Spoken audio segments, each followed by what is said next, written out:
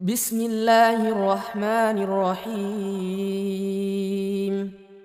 ہم دیکھتے ہیں کہ دنیا میں شرک کی ایک بہت بڑی وجہ یہ نظر آتی ہے کہ لوگوں نے ان لوگوں کو، ان چیزوں کو جو انسان کے نفع یا نقصان کا سبب بنتے ہیں، ان اسباب کو اصل مان لیا۔ فائدے کا سبب ہے تو ذریعہ ہے وہ، لیکن اس کو پوجا کے لائق بنا دیا کہ یہ ہمارا داتا ہے، ہمارا بھگوان ہے، ہم کو دینے والا ہے۔ ڈاکٹر کو، ماں باپ کو، یہ سب ذرائع ہیں، ان کو عبادت کا درجہ دے دیا گیا، لائق عبادت ہے۔ ایسا ہی نقصان کے معاملے میں بھی ہوا، اور یہ آج بھی اگرچہ انسان بڑا تعلیم یافتہ، ترقی یافتہ کہلا رہا ہے، علم اور ترقی کا دور کہلا رہا ہے، اس میں بھی دنیاوی دینی اعتبار سے غور کریں تو لوگوں کا یہی مزاج نظر آتا ہے، اور کیا غیر دیندار کیا دیندار، اس میں کوئی زیادہ فرق نظر نہیں آتا۔ ابھی ہم نے دیکھا گزشتہ 23 اگست کو، بدھ کے دن، ہندوستان کا خلائی شٹل وکرم یہ چندریان 3 کے مہم پر گیا، چاند پر خلا میں اس کو اتارا گیا۔ یقیناً سائنسی اعتبار سے، تکنیکی اعتبار سے یہ ایک بڑی کامیابی مانی جا رہی ہے۔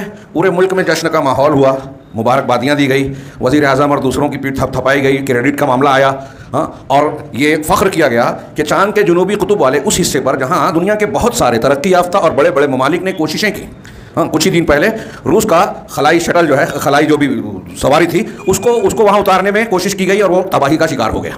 لونا 25 یا جو بھی نام تھا اس کا، وہ ناکامیاب ہو گیا۔ ہندوستان نے یہ کامیابی حاصل کر لی، یقیناً ایک بڑی بات ہے، لیکن اس کی ظاہری شکل و صورت کو ایک دیکھتے ہیں کہ یہ تکنیکی اور ترقیاتی اعتبار سے بہت بڑا معاملہ ہے، ملک کے لیے فخر کی بات کہی گئی۔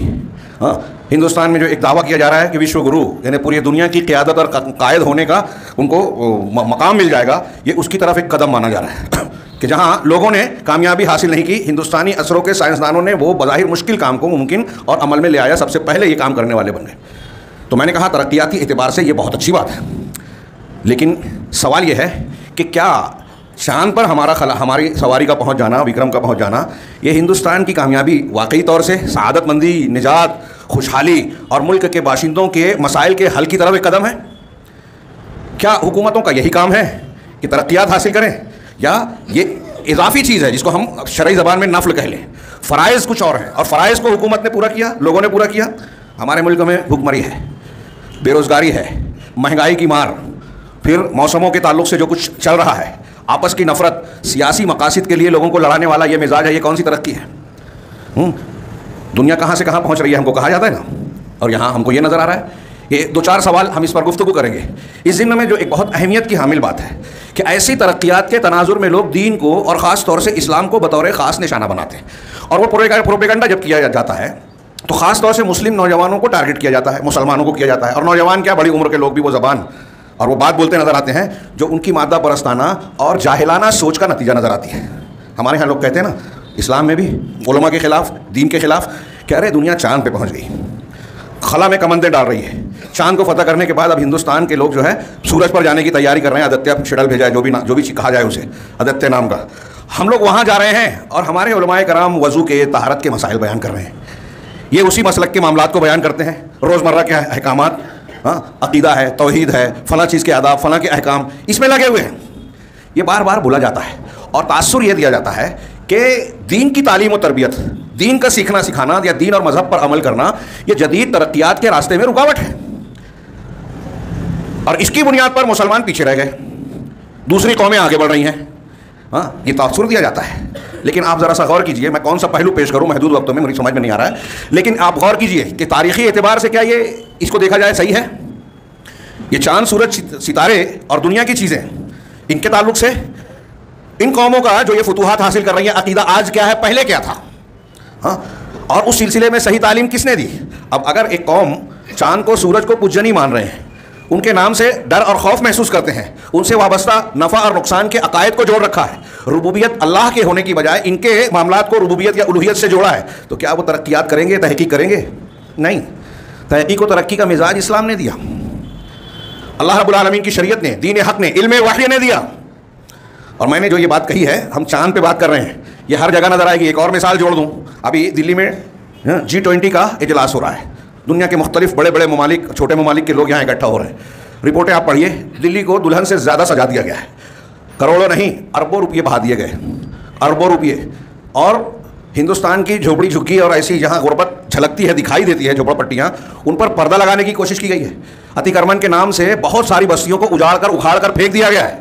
پرگتی میدان کے آس پاس کچھ گھروں کو منہدم کر دیا گیا ہے, لیکن اس نام پہ نہیں کہ صفائی کر رہے ہیں خوبصورت دکھانے کے لیے, اس نام پر کہ یہ اویدھ اتیکرمن ہے, غیر قانونی ناجائز تجاوز ہے, قبضہ ہے, اس کو ہٹا دیا جائے. اور فوکس کیا جا رہا ہے میڈیا کے ذریعے, حکومت کے ذریعے کہ بہت بڑی کامیابی اور ہندوستان کی قیادت کا ایک یہ بھی مظہر ہے.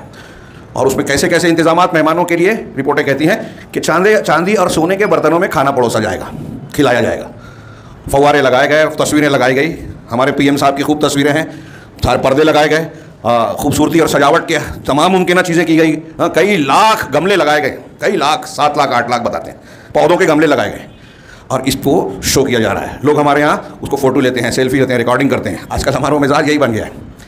تاثر دیا جا رہا ہے کہ یہ بہت بڑی کامیابی ہے, اس سے ملک کو ترقی ملے گی. کیا یہ حقیقت ہے؟ اس ملک کو وشو گرو بنانے کا یا مہمانوں کو چاندی اور سونے کے برتنوں میں کھلانے کا معاملہ سامنے رکھیے اور دیکھیے کہ ملک کے حالات کیا ہیں. آپ خود اسی شہر میں پردہ ڈال کر اپنی غربت, بے روزگاری اور ناکامیابی کو چھپانے کی کوشش کر رہے ہیں. کیا یہ بہت بڑی کامیابی ہے؟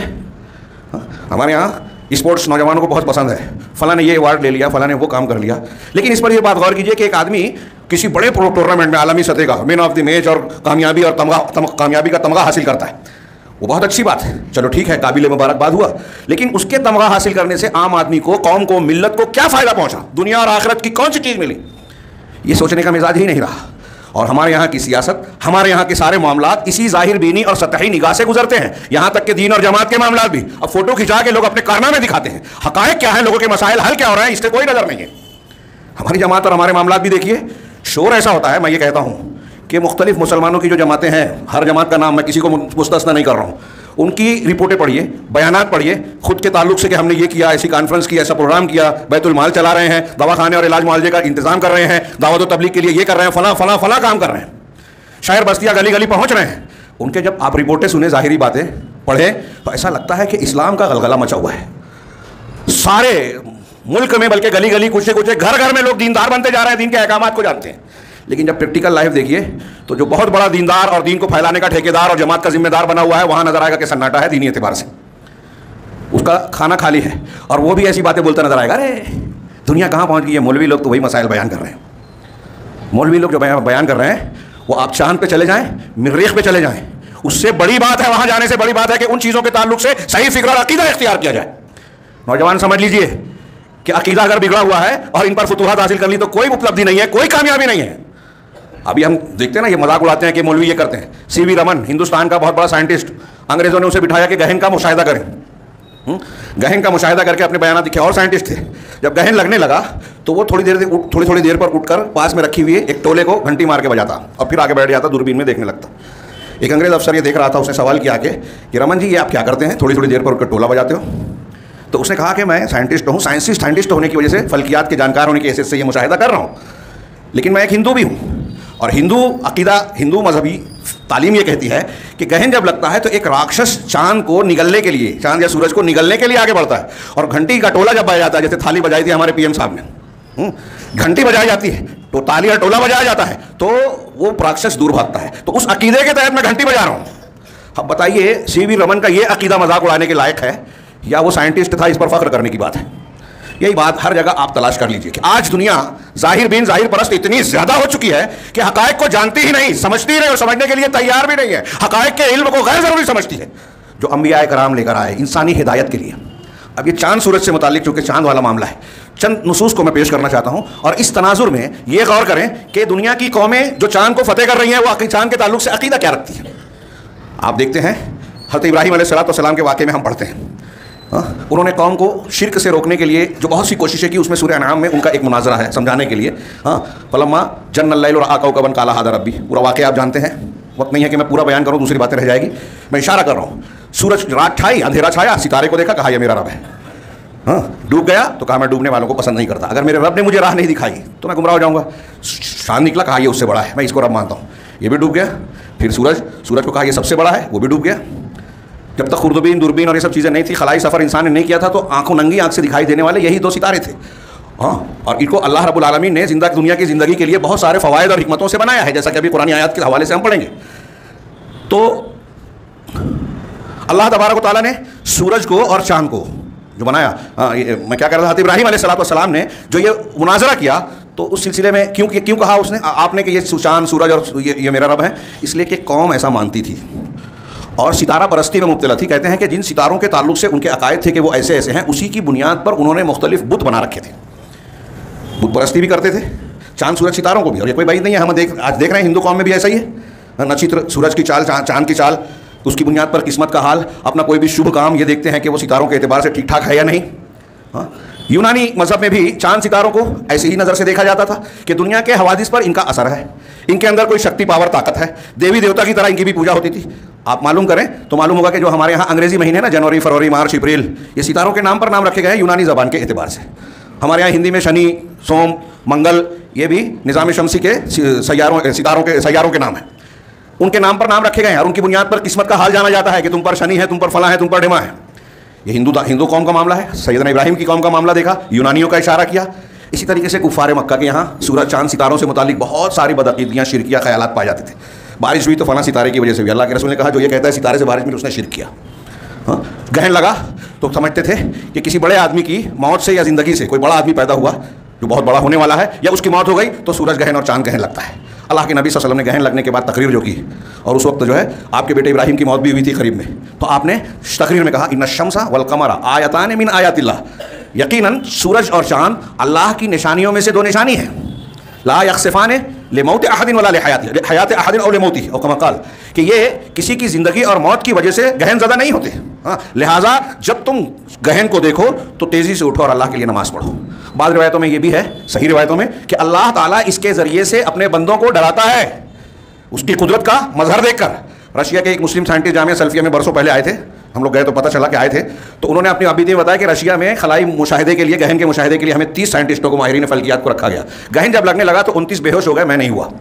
میں اس لیے نہیں ہوا کہ میں مسلمان تھا اور گہن کے تعلق سے اسلامی عقیدہ رکھتا تھا. وہ 29 جو بہت ترقی یافتہ تھے، ہمارے یہاں لوگ تانا دیتے ہیں بے ہوش ہو گئے اس لیے کہ وہ عقیدہ صحیح نہیں رکھتے تھے. کون بات اہم ہوئی؟ صحیح عقیدہ، یہ چاند پہ جانا، گہن کا مشاہدہ کرنا، یہ بڑی بڑی ڈگریاں لینا. بڑی بڑی ڈگریاں لے کر آپ جو ہے خوفزدہ ہوتے ہیں گہن لگنے سے، اور صحیح موقف آپ جانتے ہی نہیں ہیں، تو پھر آپ کا علم کس کام کا؟ معلوم یہ ہوا یہ جو وضو اور دین کے مسائل بنانے والے علماء کرام کے پاس جو علم ہے نا، یہ انسان کو زندگی کا صحیح طریقہ، سلیقہ اور صحیح فکر اور مقصد پر نظر ڈالنا سکھاتا ہے. اور جو علوم جس کا ڈھنڈورا پیٹا جا رہا ہے، جس کو ترقی کہا جا رہا ہے، اس ترقی کو حاصل کرنے کے باوجود انسان جس باب میں ترقی حاصل کر رہا ہے، آگے بڑھ رہا ہے، وہاں صحیح طور سے فکر اور عقیدہ اختیار ہی نہیں کر پایا. قرآن ہم کو بتاتا ہے چاند اور سورج کیا ہیں. ہاں، ہمارے یہاں آج کی جو حکومت ہے وہ اسی عقیدے کی حامل ہے اور ہندوتو کے نام پر اپنا عقیدہ پورے ملک کے واسیوں اور خاص طور سے مسلمانوں پر تھوپنا چاہتی ہے. سوریہ نمسکار کو ایک قومی معاملہ بنا، جبکہ وہ پوجا ہے، سورج کی پوجا، اور وہ چاہتے ہیں کہ سوریہ نمسکار پورا ہندوستانی، یہاں تک کہ مسلمان بھی کریں، بھارت ماتا کی جے بولے، فلاں کو پوجے، جھنڈوں کو سلامی دے. اس سلسلے میں مسلمان احساس کمتری کا شکار ہیں، بولنے سے گھبراتے ہیں. ٹی وی چینل پر مباحثہ کیا جاتا ہے، ناپختہ لوگوں کو اسلامک اسکالر بول کر بیٹھایا جاتا ہے، وہ جواب نہیں دے پاتے، شرمندہ پوری قوم ہوتی ہے. صحیح علم لوگوں نے سیکھا ہی نہیں ہے، سکھایا ہی نہیں ہے، دوسروں کو بتایا ہی نہیں ہے. ہم کو سینہ ٹھوک کر پارلیمنٹ کے ایوانوں سے لے کر ٹی وی چینلز پر اور سب جگہ اپنے عقیدے کے تعلق سے بالکل صاف اور دو ٹوک بات کہنا چاہیے کہ اللہ کے سوا ہمارے ہاں عبادت اور پوجا کے لائق کوئی نہیں ہے. محمد رسول اللہ صلی اللہ علیہ وسلم ایک مسلمان کے نزدیک سب سے محترم شخصیت ہے کائنات میں.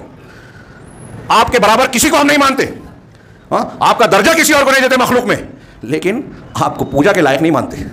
جب محمد رسول اللہ صلی اللہ علیہ وسلم کی پوجا ہم نہیں کرتے تو وطن کی پوجا کیوں کریں گے؟